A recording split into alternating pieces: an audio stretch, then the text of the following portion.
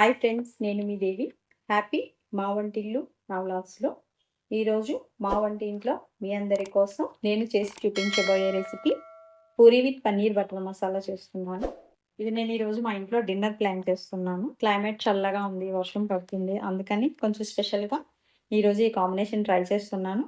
మీరు కూడా తప్పకుండా ఈ కాంబినేషన్ మీ ఇంట్లో ట్రై చేయండి. ముందుగా ప్రాసెస్లోకి వెళ్ళిపోదాము. ముందుగా పూరీకి ఇలా ఒక బౌల్లో ఒక కప్పు పిండి తీసుకొని జస్ట్ నేను ఒక పావు స్పూన్ సాల్ట్ వేసి ఇలా కొద్దిగా వాటర్ వేసుకుంటూ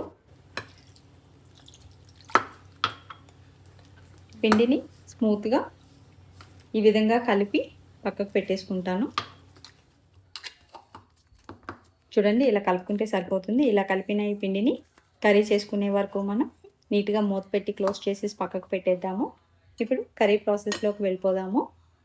ముందుగా ఇంగ్రీడియంట్స్ చూద్దాము. నేను 2 ఆనియన్స్ని ఇలా స్క్వేర్ టైప్ ముక్కలుగా విడివిడిగా పెటల్స్గా కట్ చేసి పెట్టుకున్నాను. అలాగే ఒక క్యాప్సికమ్ కూడా అదే విధంగా స్క్వేర్ పీసెస్గా కట్ చేశాను. ఒక 2 పచ్చిమిర్చి, అలాగే ఒక టమాటాను కూడా కట్ చేసి పెట్టుకున్నాను. అలాగే మనకి గ్రేవీ కోసం నేను ఒక పెద్ద ఆనియన్, అలాగే ఒక టమాటా కూడా పెట్టుకున్నాను.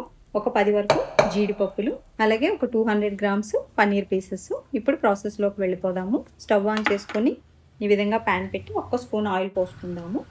ఆయిల్ హీట్ అయిన తర్వాత మనం ముందుగా గ్రేవీ కోసం ఈ ఆనియన్స్ని వేయించేద్దాము. ఈ ఆనియన్స్ ఇలా వేసుకొని కొద్దిగా సాల్ట్ వేసి 1 నిమిషం మూత పెట్టి ఆనియన్స్ని కొంచెం కలర్ చేంజ్ అవనిద్దాము.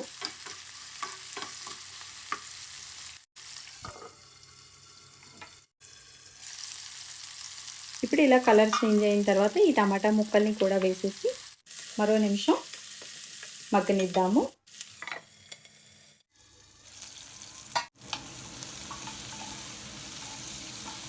చూడండి, టమాటా మనకి కొంచెం మెత్తబడితే సరిపోతుంది. ఇప్పుడు కొంచెం కొత్తిమీర కూడా వేసుకుందాము.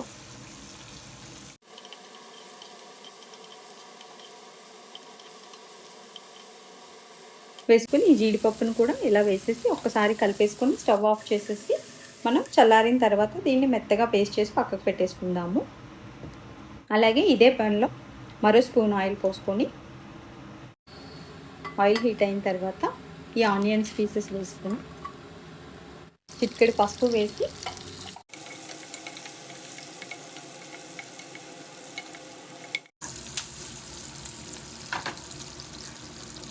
వీటిని వేయించుకుందాము. ఇలా కొంచెం కలర్ చేంజ్ అయిన వెంటనే క్యాప్సికమ్ పీసెస్ కూడా వేసి ఇదైతే ఒక 1/2 మినిట్ చాలు. క్యాప్సికమ్ కొంచెం పచ్చిగానే కుక్ చేస్తే బాగుంటుంది, అది ఫుల్ కుక్ చేస్తే టేస్ట్ మారిపోతుంది. ఇప్పుడు ఇలా వేగిన వీటిని ఒక ప్లేట్లోకి తీసేసుకుందాము.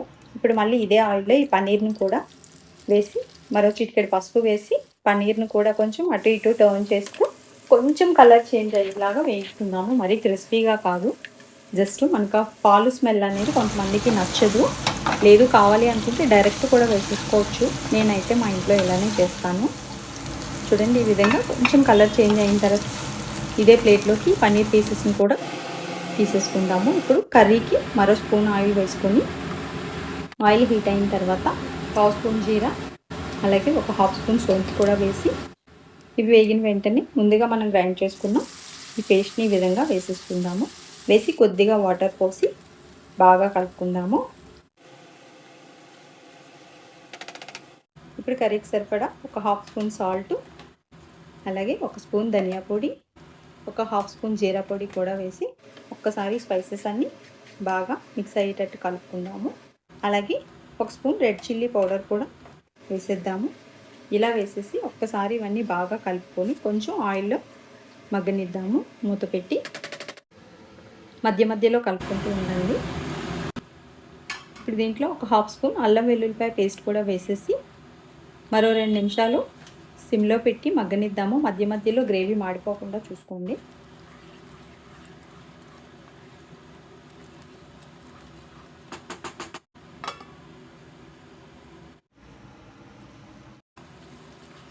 ఇప్పుడు చూడండి, మనకి ఇలా ఆయిల్ అంతా బయటకు వచ్చి మనకి మంచి కలర్లో మారింది కదా. ఇప్పుడు మనకి గ్రేవీ మంచిగా వేగిపోయింది. ఇప్పుడు ఈ స్టేజ్లో మనం ముందుగా రోస్ట్ చేసుకున్న ఈ పన్నీర్ పీసెస్ని అలాగే ఈ ఆనియన్, క్యాప్సికమ్ ఇవి ఇలా వేసేసుకొని ఒకసారి బాగా కలుపుకుందాము. అలాగే కొంచెం కొత్తిమీర కూడా వేసుకుని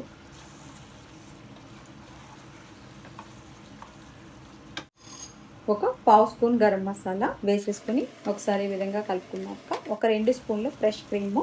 మన దగ్గర క్రీమ్ లేకపోతే పాల మీద మేము మేగడ వేసుకుంటే కూడా చాలా చాలా టేస్టీగా ఉంటుంది ఫ్రెష్గా. ఇప్పుడు ఇది ఒక్కసారి బాగా కలిపేసి మూత పెట్టి 2 నిమిషాలు సిమ్లో ఉంచుకుందాము.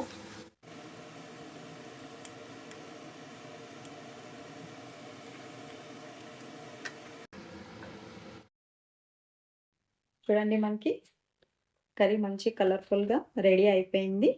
ఇలా ఆయిల్ అంతా బయటకు వచ్చేసి గ్రేవీ చిక్కబడిన తర్వాత కొంచెం కొత్తిమీర అలాగే కొంచెం బటర్ పీసెస్ కూడా ఇలా వేసుకొని ఒక్క నిమిషం స్టవ్ సిమ్లో ఉంచేసి వెంటనే మీకు కావాల్సిన థిక్నెస్లో కర్రీని స్టవ్ ఆఫ్ చేసేసుకోండి.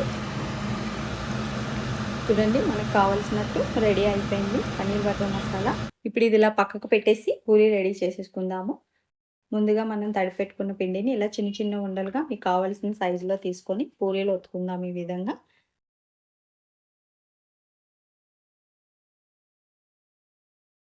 అలాగే స్టవ్ ఆన్ చేసుకొని కళాయి పెట్టి డీప్ ఫ్రైకి ఆయిల్ పోసుకుందాము.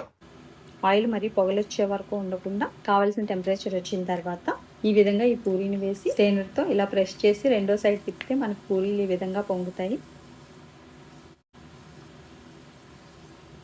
ప్లేట్లోకి తీసుకున్న ఈ పూరీలకి ముందుగా మనం రెడీ చేసి పెట్టుకున్న ఈ పన్నీర్ కర్రీని ఇలా వేసి అలా ఇస్తే పిల్లలు, పెద్దవాళ్ళు ఎవరైనా సరే కౌంట్ లేకుండా తినేస్తారండి.